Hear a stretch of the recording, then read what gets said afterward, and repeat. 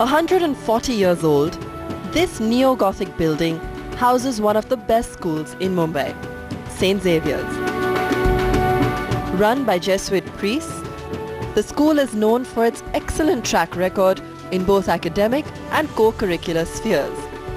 Jurist Soli Sarabji, architect Charles Correa, banker Deepak Parekh, cricketer Sunil Gavaskar, and our guest today on Back to School. This young boy who imbibed values that he cherished for life in these classrooms and corridors are just a few of its notable alumni. A successful business tycoon and an influential thought leader. Let's welcome one of the Xavier's boys back to school. Hello and welcome to Back to School. This week you're joining me, Ava Bakai, in a conversation with Adi Godrej, chairman of the Godrej Group, on really his days back at school, St. Xavier's High School here in Mumbai. Mr. Godrej, very good morning.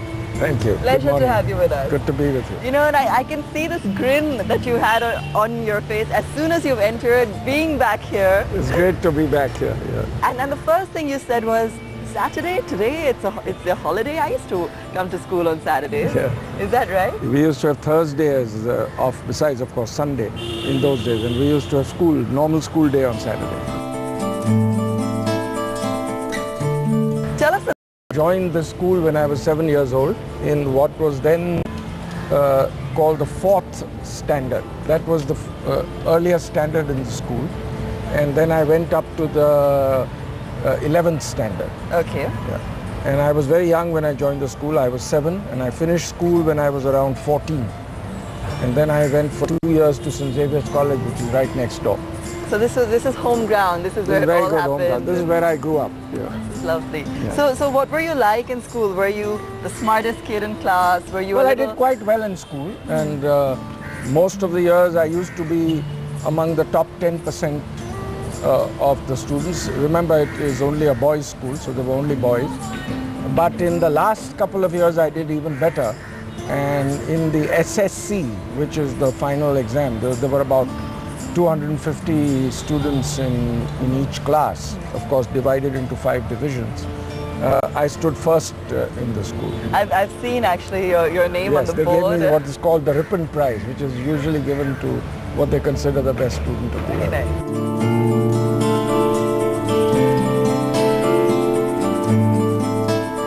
Any moments or anecdotes that you remember from that time? Oh, lots and lots. Yeah, tell us lots some. And lots. We used to. One great thing about the school is it has a very nice sports ground. So we used to play a lot, both formal games, informal, in recesses. This quadrangle also used to be used a bit for games, etc. And there were some very good formal sports events also in the school. So it was a fun school to be. The teaching was excellent. I think I picked up a tremendous amount of my early academic training here very well, which helped me throughout my life and in university. And all in all, it was a great experience. What were some of the early lessons or values that you picked up here that you really felt, you know, helped to lay the foundation stone going ahead? One was it was a school where there were students from all walks of life. So there were some from affluent homes, there were many from quite poor homes. So that was a great experience. I think that was a very good thing about the school, that you met fellow students from different parts of society. The second thing which I found very good here was that the academics was very good. And I think and in those days you studied a lot of very useful subjects. For example, I was during my years in school exposed to studying 5 languages. Really? So of course, English of course. Yes. And then we had to study Hindi throughout. Then for a few years we had to choose between Gujarati and Marathi. Okay.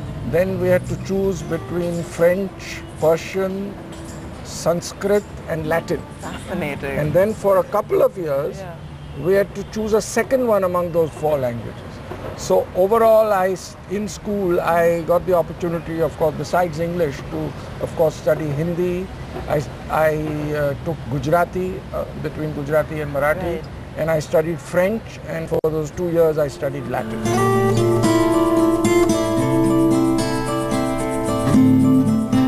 in your family, was your mom very persistent at you doing lots of extracurriculars? When you said sport, you know, did you play lots of different things after school? Yeah, very much. My mother was an educationist. She was a qualified teacher. And she taught at the Godrej school for a large part of school for many years. So she was there. She instilled in me tremendous habits also when I was school. For example, when I was in school, I think by the time I was 10, she gave me an allowance which was neither too miserly nor too much. And I had to manage everything in that. You know, anything I wanted to buy, my school fees, school books, everything I had to manage in that, which taught me great lessons in financial prudence, learning how to manage budgets, etc. And at a very young age, that was very unusual. So that helped a lot. Another thing I remember very clearly in school, surprisingly for this school, they had a uniform, which was a light beige shirt and a darker beige shorts. And unfortunately, they allowed people two varieties of uniform. One was cheaper fabric, and one was more expensive fabric. So my mother absolutely insisted, which I would have done anyways because I had to do it for my allowance, that I chose the cheaper fabric.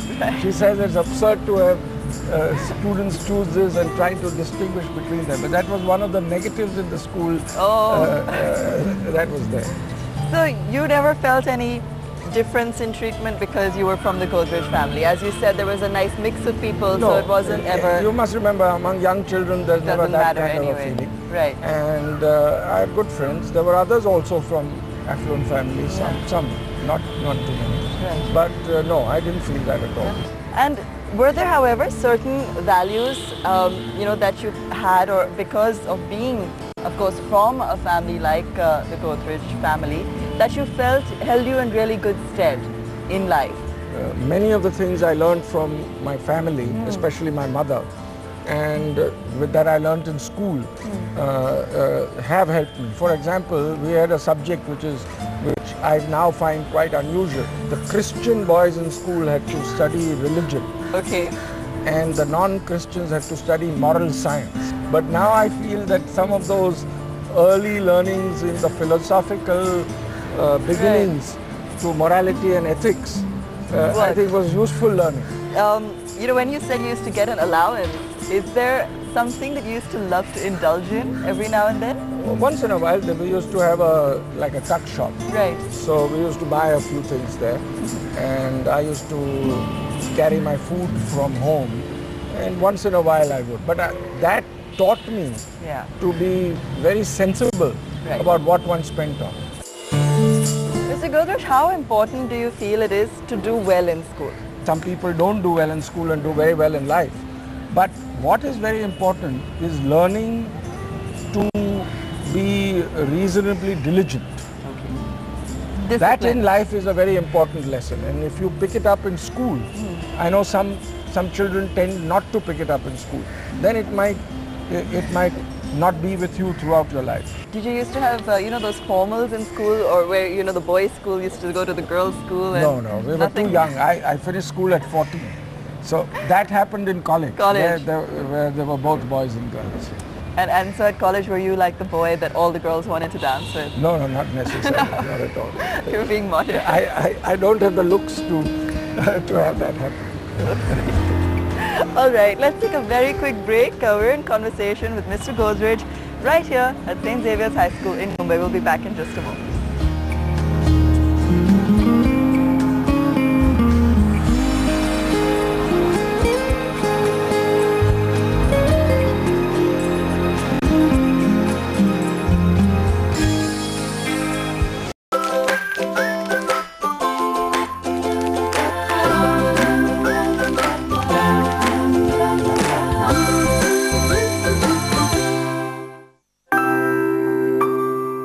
It is in these corridors and classrooms that Adi Godrej, one of India's most successful entrepreneurs, learned his early lessons.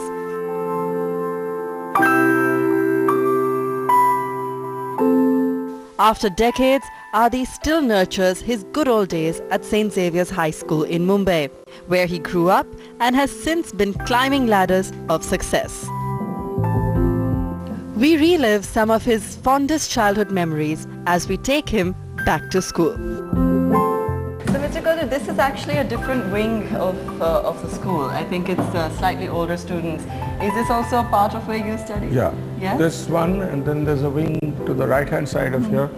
We were there all through. The school is not changed very much from my days. Okay. I don't think there's any new building or anything coming. Okay. And then, you know, we've got lots of classrooms here, and you've been pointing out how some, you know, have, in fact, artwork and things that have been present for years. Some had a lot of animals, birds and things like that. So that was useful educationally also. Yeah. And some done by teachers that were there at your time. Do you have some fond memories of teachers? Yeah, I have some good memories. I had a very good teacher. I think it was at the 10th standard. He was both my class teacher as well as the maths teacher. Right. He was excellent. And my love for maths and my fondness for maths developed, I think, mainly by his teaching. I remember another teacher called Paul Frank. The first teacher was called Almeida. Then there was another teacher called Paul Frank. He was very strict, but he taught us French, and he taught it very well.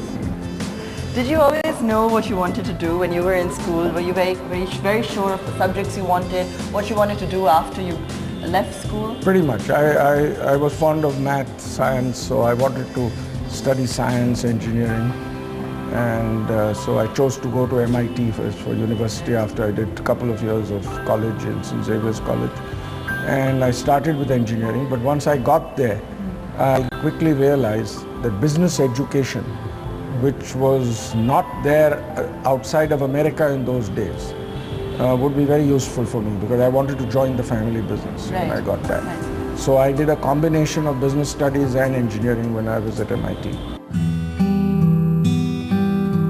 Getting into a family business and such an establishment, to bring your own identity to it, to constantly reinvent it, that must have been quite a challenge. No, that helped me a lot, the fact that I had studied business. Right. And in those days, there were very few in India who had studied business, and those few had studied in the United States. Okay. So I was able to bring a very new perspective to my family business. Okay. You know, very organized marketing, organized human resource development, organized financial analysis and things of that sort. Okay. That did not exist at that time in hardly any company in India. So I think that was very useful, and that gave me a strong head start in being able to do well in business, and therefore command a little bit of the respect of the older management as well as my family seniors. What are some of the values or qualities, Mr. Godrej, that you feel are imperative to instill in the generation today? I feel strongly that they're going to lead India forward very well. I find them very passionate. I find them very international in their outlook. They're very dedicated. I think what I would add is that there must be discipline and there must be a strong dedication to hard work. I think if that is added to the passion and the entrepreneurial style the young Indians have, I think our country will go places. Do you think that there is anything they need in terms of support? Well, yes. I think first of all we should develop an educational system. We are developing a reasonably good educational system, but it must be wider and bigger. I think we need more institutes of higher education, many more. I think we also need to emphasize skill training. Not everybody is capable of going to university. Not everybody has the intellectual capability of getting a good university education, but they could be very good at various skills, etc. Unfortunately, we don't have good skills training capability in India yet. I think we need to do it. Earlier, our problem used to be how are we going to employ the educated? Now, I don't think there is any unemployment in India at all. It's only unemployability. Anybody with skills, anybody with a reasonable education can get a good job. Okay, do you also think perhaps we should have more of the foreign universities, allow them to actually come in? We should open up education. Yeah. I feel it should be opened up totally. There shouldn't be government control, but there should be a regulator, an independent regulator. Just as our telecom industry has done extremely well because we freed it up, private sector was allowed to compete strongly with the public sector, and we had a regulator. Okay. Same with insurance now. And I think that should be done with education and training and skill development. What are some of the qualities that you've been very careful of when you've been grooming your own children? You have three children who are now, of course, part of the business and everything. But what were some of the things that you were very particular about when they were growing up? Particularly as you've always said that it will be your children who then take over the family business. Yes, I was very keen that they each get a tremendous education, which they all got. So that's something I instilled in them, and of course, I didn't have to instill it much because they themselves wanted it. So I don't think that was an issue at all. The other is dedicated hard work, which fortunately all of them are devoted to. So I have not had to guide them too much. When you look back, Mr. Godrej, is there anything you would change? Any subject you'd rather not do? Any other university you would have liked to go to? Anything? I don't think you would have liked to do anything other than family business. You No, I'm very clear. This, what I'm doing, I enjoy tremendously. Yes. I look forward to going to work on a Monday morning, and so I'm very, very happy. I think it's a great feeling to be able to enjoy your work as much as I do. What I missed I wouldn't have chosen any other schools or universities, anything. I think I chose well, and I think it's done me a tremendous amount of good. What I miss not having studied is psychology. I've never studied psychology as a subject, and the older I got and the more I realized about e-intelligence and the importance of things like teamwork and understanding people, etc. I regret not having studied psychology formally. But then I tried to make it up by reading a few books on psychology. We're going to take another very quick break. We're in conversation with Adi Godrej right here on Back to School. We'll be back soon. Unfortunately, in India, by and large, teachers, professors, faculty are not sufficiently rewarded.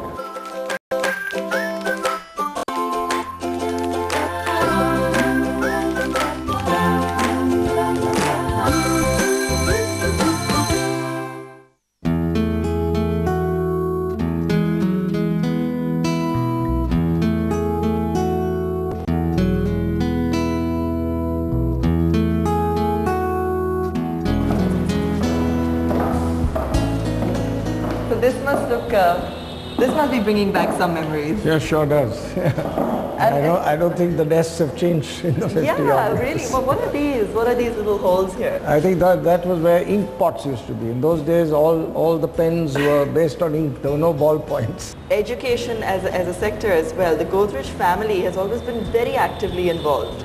And so there's always been that importance on education. We have supported education tremendously. First of all, in our own company, we have schools for our employees.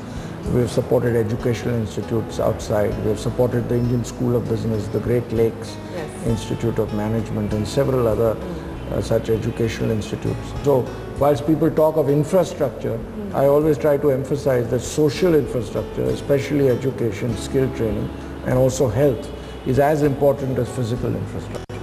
So what is it that needs to be done both from the government's side and also from the private sector's point of view? Which one do you feel can contribute, and in what way? I think government should do a lot. Obviously in certain spheres it's only the government that can do much, but the private sector should clearly add tremendously. For example, what business can do is to provide in-house training. So you can take on people who are not very well trained or not necessarily very well educated and provide them in-house training, because that can be adapted exactly to your needs. Okay. You spend a little money on it, but you create a lot of value for your company. Do you think also in terms of faculty we need to make an investment? It's not just infrastructure? Absolutely. Not only an investment, but faculty should be rewarded. Unfortunately, in India, by and large, teachers, professors, faculty are not sufficiently rewarded. So it's not a profession that attracts people. People want to become doctors and engineers, but they don't want to become teachers and educationists. You're also on the board at ISB. What are some of the trends that you notice there in terms of youngsters today? What they're capable of, what they aim to be. What are some of the things you try to do over there? We have tremendous youngsters. The entering class at the ISB scores as much or better than the GMAT scores for the entering classes at Harvard Business School or Wharton. They're very good. ISB has been ranked among the top 20 business schools in the world by the Financial Times. It's doing very well. It was the first school in India to insist on work experience before people came on. It's a one-year course, so people can get through it quite well, but the number of contact hours is doing extremely well, and I think it will continue to do well. It's the largest class in a business school in Asia, 500 odd. All right, Mr. Godrej, thank you so much for joining us. Thank you.